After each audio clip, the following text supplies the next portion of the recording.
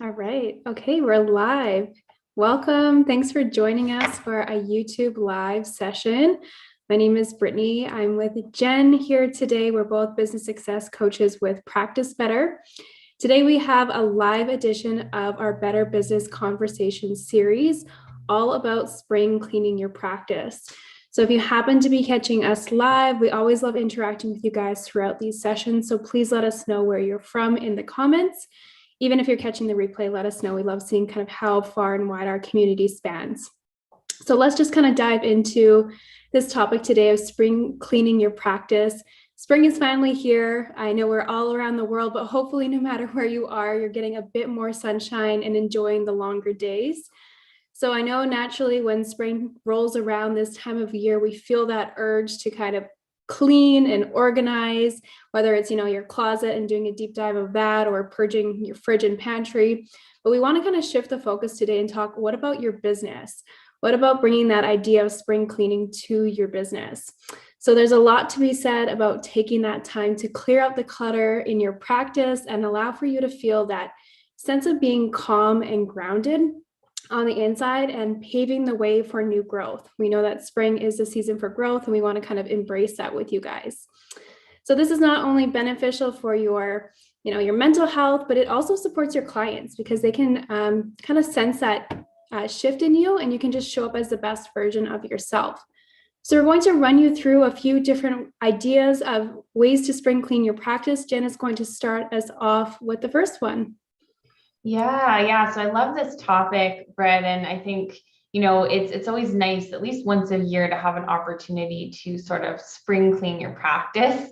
As health and wellness professionals, you get so busy working with your clients and doing all your initiatives that sometimes falls to the wayside. So the first thing that we wanted to share was just around your actual workspace, right? So your actual physical workspace and looking to sort of freshen that up, because really there's this sense of like external order equals internal calm. And I'm sure we can all relate to that sentiment, right? It's like when your desk or your room or your house is messy, it just leaves you feeling kind of chaotic.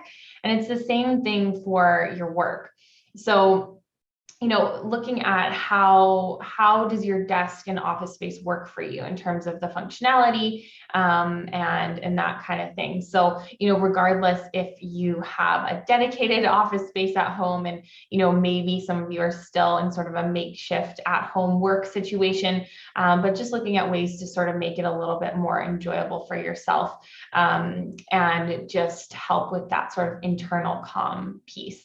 And yeah, I think it really contributes to that sense of productivity and workflow when you're more in that sort of organized state of mind based on your external environment. So even, small improvements, things like, organizing your cords. I know that's a big one for me. I'm looking at my desk right now and I could use some organization of my cords. And it seems small, but I feel like, over time, when you're just sort of looking at that, it just feels a little chaotic. So even just something as small as that can really help. Even, borrow like a cup or a mason jar from your kitchen and put some of your little like desk trinkets in there. One that I really like is to repurpose a utensil organizer as a drawer divider. I think that's a cool one. So just little, tricks like that to help keep it more organized. And I mean, we're not organization professionals. However, it's easy to think of a few sort of creative ways to just keep things a little bit more organized. And I think even just having that reminder to bring your attention to that, because again, it really all impacts your, productivity, workflow, sense of organization in your business and that side of things. Yeah, I love that. I also was looking at my desk as you were saying that, thinking I could use a little revamp, especially the cords. Those are the things that just become really chaotic. So yeah, I might have to take a little bit of time to do that myself. But the next thing I'm going to share with you guys is similar, but actually cleaning up your virtual space. So, your computer, or if you're a Practice Better member already, your Practice Better portal.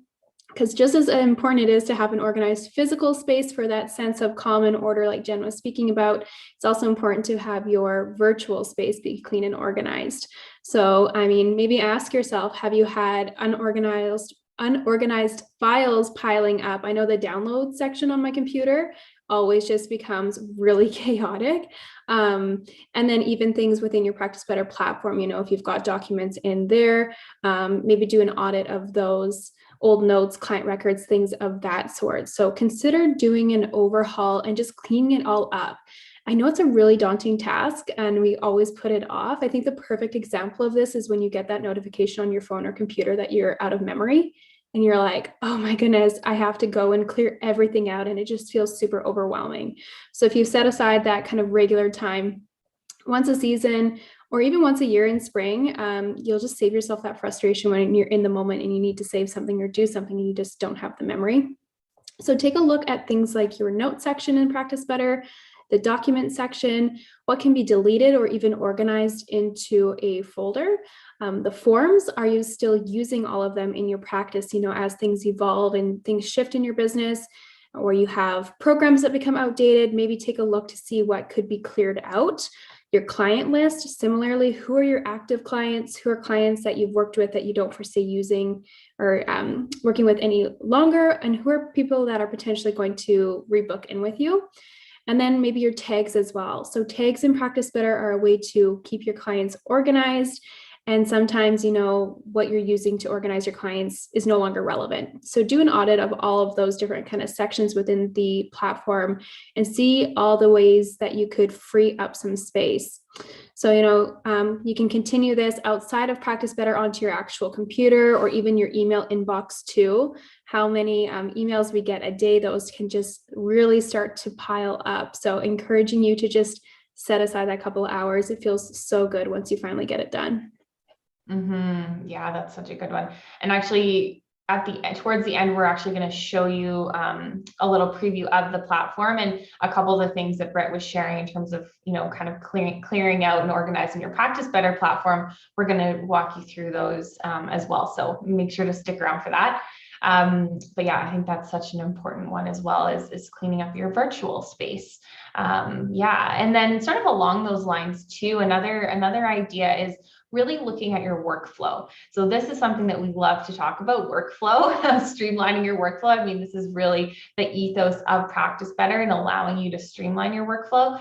But really just taking, you know, the time, and again, whether it's once a season or once a year, to look at, you know, maybe tasks in your practice that you're doing repetitively or manually, or that just are really a drain on your energy. You know, maybe you're not actually doing it too often, but it's something that you really, you know, dread and it drains you completely. Like maybe there's a way to maybe take that off your plate. Maybe it's time to get some support from an admin perspective, or maybe you can, you know, get your system to work for you in that way, which Practice Better can definitely do to help automate some of those things, you know, whether it's the administrative tasks and that side of the business.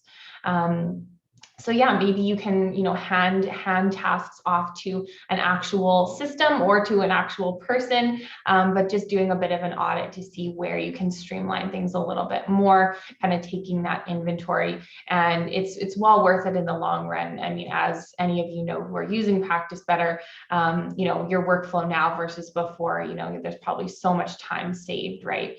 To actually allow you to put your energy towards your clients instead of all of that sort of back end and type of thing. So yeah, just a note to really take that time and invest a little bit of time to review your workflow and see where you can streamline things is really helpful. Yeah, I love that one for sure. And the next one I wanted to share was actually going that next step. You've already reviewed your client list, but actually touch base with those clients that you haven't seen in a while. You don't want to necessarily guess that they're totally done working with you, export their file from the system just to find out that they're not quite done. So touch base with your clients. And you can do this in a couple of different ways. So if you're in Practice Better, maybe send them a secure chat message, or you could even send a broadcast message, which is just going to help make it a little bit easier to reach out to a group of people to reconnect with them. You might not know who's in need of a little extra support again, who's maybe fallen off the bandwagon and needs that extra bit of accountability and would love to hear from you. So reach out to them. And that way you'll kind of get a better gauge on who possibly you're going to work with again and who maybe you're not going to.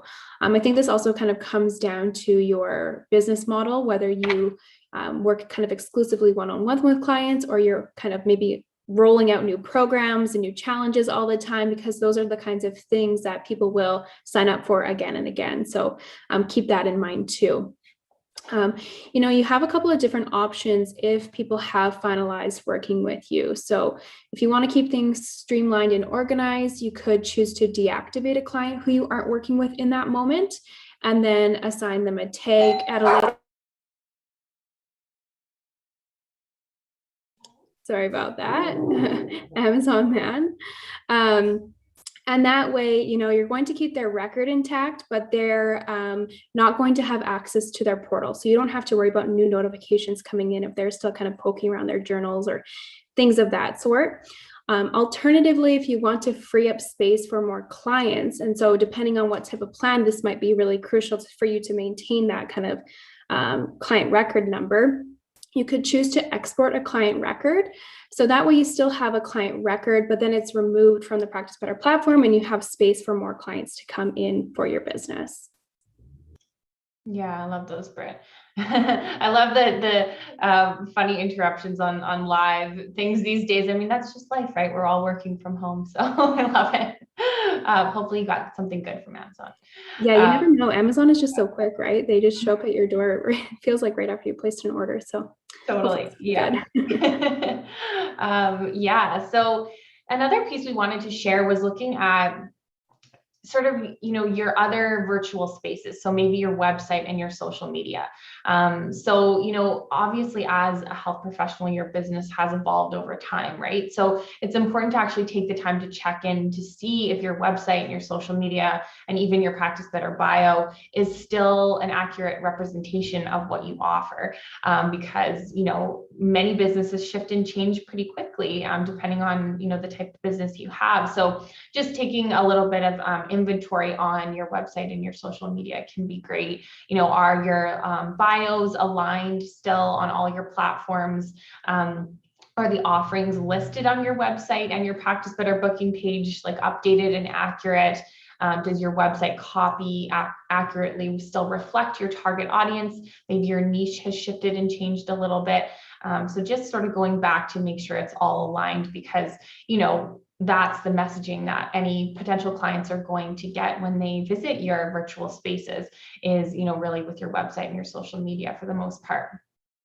So yeah, I mean, some of these things can often get left behind as we've talked about, but you want that representation of yourself online to be accurate, to make sure that your brand accurately represents, how you want to bring on new clients and who you want to attract and all of that kind of thing. With the bio specifically, one thing to keep in mind is, it can feel maybe a little daunting sometimes to write up a new bio, depending on your preference for writing. But a great thing is that you can sort of write up a longer version and then pull pieces out of that for other locations. Like maybe the longer version is on your website and maybe in your Practice Better bio area, but then you want something shorter for your social media. So you can kind of pull it out of there. You don't have to sort of start from scratch. So just a little tip to make it feel a little more doable if you are wanting to sort of refresh your bio. Yeah, that's such a good tip. I love that. The next one that I want to share is updating your goals. So I think this is a subject a lot of people focus on really heavily at the beginning of the year, with New Year's resolutions and all of that. But now that we're a few months into the year, maybe do an audit to see where you're at with those things. So take a little bit of time to check in with those goals that you've set for yourself personally or for your business, and just use this turn of the season as an opportunity to review existing goals and maybe even set some new goals for your business. So within Practice Better, one thing that I really like to do is set up a task for myself. And it's just a way to kind of keep those goals top of mind and action steps that I can be taking as a practitioner to work towards those. So whether there's something that I want to work on as far as content in the business, something more behind the scenes, something I want to roll out to my existing clients, that way I have that kind of visual reminder right in the portal when I log in. But if you're not really sure where to start, you can just kind of reflect where things are at in your business currently and where you'd like for them to be in the future. That way, maybe do a brain dump, get it all out on paper, and then start to kind of turn those reflections into more specific goals and then break them down into steps and timelines. It clears up a lot of mental space. So on this kind of subject of spring cleaning, think about all that mental space that you're clearing out by kind of getting those thoughts out on paper, all those things that you're aspiring to, the things that you want to achieve, and just kind of turn them into more kind of organized, tangible steps. So you don't have to keep ruminating on them mentally. So working in your business with your clients doesn't always leave you the time that, you'd like to dedicate towards more of the growth side of things. And those things can be really easily neglected. So just take a little bit of time, maybe each year, to clean up and reset when it comes to all these different aspects of your business, from your physical space to your virtual goals, all the different places that you exist online, doing a little bit of an audit of them. So we're going to actually show you, Jen's going to hop on and show you ways that you can go into your Practice Better account and actually clean up and organize a little bit. Yeah. So some of the things that we've talked through, we're going to actually show you in the platform. So I'll just go ahead and share my screen, and you can let me know that you can see it okay. Can you see that okay, Brett? Yeah, looks good. Okay, awesome. Yeah, so the first thing I wanted to share is regards to your tags. So something called your client tags. So those of you who are already on the platform, you'll know what I'm talking about, but I'll explain what that is for those of you who don't. So I'm just going to head to my clients, view all. And as you can see here, all of my clients, well, most of them have these little icons on them. These are the tags. So there's a list of all the tags on the left-hand side here. And really, tags are just a really nice way to organize your clients. So let's say, I have a couple examples here. I want to organize clients by location. So maybe my downtown clients. Maybe I'm on a team plan and I want to organize my clients by practitioner. So I'll make a tag for that. Maybe I want to organize them by a certain program or webinar registrants, or so on. So there's lots of ways you could use tags. You can create them as you like, but it's just a really nice way to, again, keep things organized. So let's say you're doing that sort of audit of your client list, like Brett was talking about, and it feels a little disorganized. You want to just sort of make it a little more clear who is involved in which offering and that kind of thing. Then you can create tags for that. And the great thing about tags as well is, as you can see at the top here, I have one of my tags pinned. So if I want to pin a tag, I just click the three dots here and go pin tag. And that's going to pin that to the top, meaning I can just simply click on that pinned tag to view a list of those clients with that tag. So it's just a really nice way to easily, go into your client list. Let's say you want to check, some waitlist clients, and you've set up a tag for that. Then you can just easily click that to view those clients instead of having to sort of scroll through your whole list. So if you're doing this sort of, effort of spring cleaning, you could go in, and if you're not using tags, you could set those up, or if you already are, sort of, just give a refresh of them. Are you still using the tags? Are they still accurate? That kind of thing. And then maybe you want to utilize the pinning option here, just to create even more of sort of that streamlined, organized workflow with your client list. And then you can easily just, if you, let's say you aren't working in this location anymore, and so that tag isn't relevant, you can simply just delete that tag. So you have a lot of flexibility with the tags on that front. All right. So the next thing that I wanted to share with regards to the organization piece is looking at your forms. So I know Britt alluded to this earlier. I'm just going to head to forms and waivers. So often, you may create a lot of forms, and maybe you just have one-off forms for things you needed at one time, but you don't need it anymore. You may just end up with a long list of forms. And so, taking a couple minutes to actually, as part of your spring cleaning your practice, to go in and, just organize them can be really helpful just for your own mental state. Like we've been talking about this whole time, it feels a little more organized. And one tip that we really wanted to share that we love, this was actually shared by one of the members in our inner circle community, is to actually create sort of headers for each grouping of forms.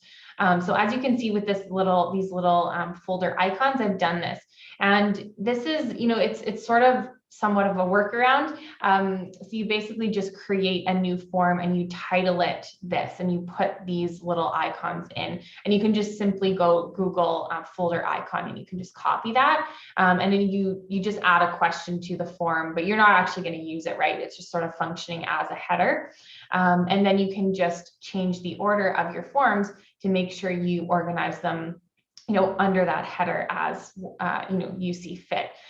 So as you can see here, I've created a few different headers to just keep them organized, and easy to find is the biggest thing. So, let's say you're looking for one of your, feedback survey forms, you can just easily scroll down to your feedback survey header, and then you'll know that they're right there. So just an easy way to keep things organized and streamlined, and just a little sort of workaround tip that we wanted to highlight for you. I love that one. All right, cool. So I'm going to head back actually to my clients, and I'm going to go to Mary Smith here, because I know we talked a little bit about organizing your clients' documents. And so this is just sort of a brief thing to mention. It's pretty straightforward, but you may or may not already be using folders within your client's documents. And so you can easily add new folders for each client to just help organize any documents that you might be sharing with them in this way. So you can simply just click the new folder icon there. And so, yeah, if you're doing this spring cleaning effort, and you know that, say, your client Mary Smith has a ton of documents and they're kind of disorganized, they're not really in any folders and such, you can go in and create some folders and just drag and drop them into those folders, just to keep it really, really streamlined and organized. So that's just a little bit of a tip there in terms of, just organizing any resources you've shared with your client via using the folders in your documents section. And then lastly, there's one last thing. So I'm just going to head back to my all client list here. And I know we spoke a little bit about, potentially going through your client list to see, like, who am I still working with? Like, maybe there's some people that you're not currently working with anymore, and maybe you've reached out and we probably won't work with them again in the future. So you might want to delete them or deactivate them. So I wanted to just share sort of the difference between those two options. When you click the three dots here next to your client's record, you have the option to deactivate or delete. So deactivate means that the client will no longer have access to the portal and any resources, but they'll still count toward your client total. So depending which plan you're on in the platform, you may or may not need to worry about that. But their client record will still remain there intact, so you can go and reactivate them again in the future. However, deleting them, that will take them off of your client count, but it will delete all their data. So with that, we always recommend that you export their data first before you would delete a client record. So you'd simply just click that export data option, and that will give you the ability to choose which data you want to export from their client record. You can export that as an Excel document, and then you can sort of keep that saved on your computer or wherever you want to save that information, and then you could go ahead and delete. So yeah, we always recommend that step before deleting, but you can also, as an option, just deactivate a client if you want to remove their access to the portal. So you have both options available to you there.